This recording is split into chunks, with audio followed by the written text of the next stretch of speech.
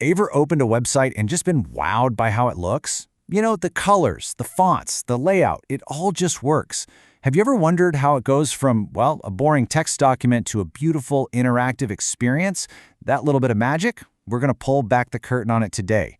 We're diving into the world of CSS, and trust me, it's what brings the web to life. Okay, so take a look at this. On the left, you've got your basic raw HTML.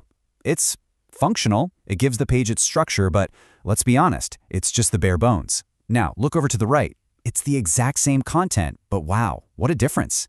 It's got color, style, it's easy on the eyes. It's not just information anymore, it's an experience. So what's the secret ingredient that makes this incredible transformation happen? Yep, you guessed it. That's CSS. So, what in the world is CSS? Well, the fancy name is Cascading Style Sheets. But really, it's the language that bosses around all the style on a website. Here's my favorite way to think about it.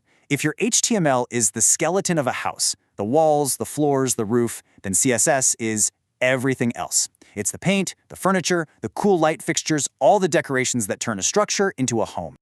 Now, there are a few different ways you can apply these styles. Let's start with the most direct, get-it-done-now method, inline CSS. This is your go-to when you just need to make a quick, one-time style change to a single specific thing right there in your HTML. And it's super simple to do. You just find the HTML tag you want to change, maybe it's a big headline like an H1. Then, right inside that opening tag, you add what's called a style attribute. From there, you just type in your rule like, hey, make this text white. Boom, done. It's fast, it's direct, but a word of warning, if you start doing this everywhere, your code is going to get really messy really fast. Okay, so let's look at a much cleaner approach, especially when you're styling a whole page.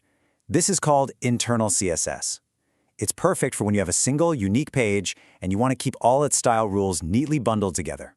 With this method, instead of putting styles on every single element, you just go to the very top of your HTML file, right into the head section.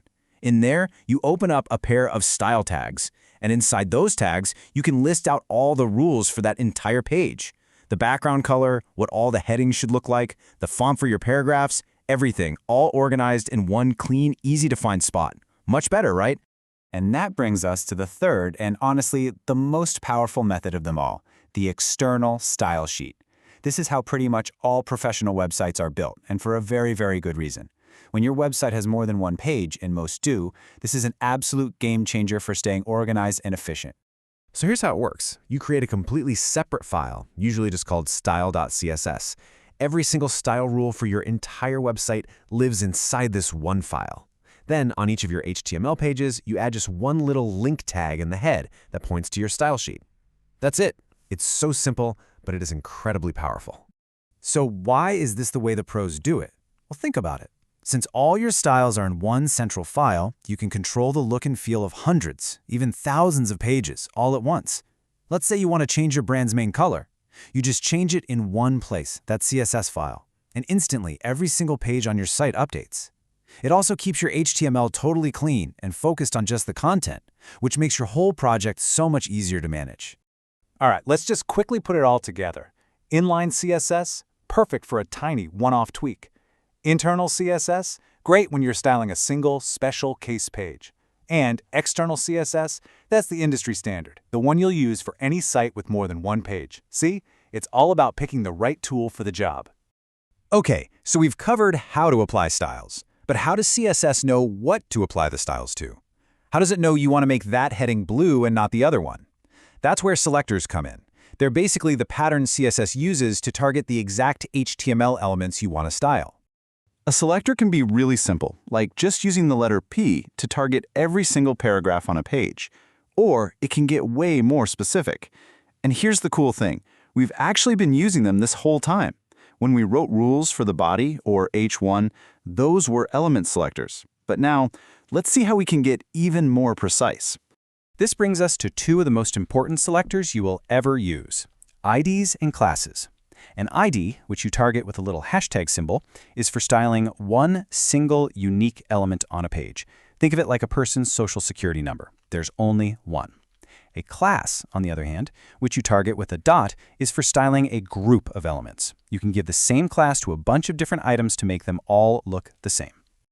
You know, if there's one big idea you walk away with today, it should be this. The separation of concerns. It's the golden rule of modern web design. Your HTML file should only worry about the structure and the content. And your CSS file should only worry about how things look, the presentation, the style. Keeping these two things separate is the absolute key to building websites that are clean, efficient, and super easy to update down the road. And there you have it. Those are the fundamental building blocks for styling the web. You now know the different ways to apply your styles and how to target the exact elements you want to change. So the only question left is, now that you know the rules, what are you going to create? Thanks so much for joining me for this explainer.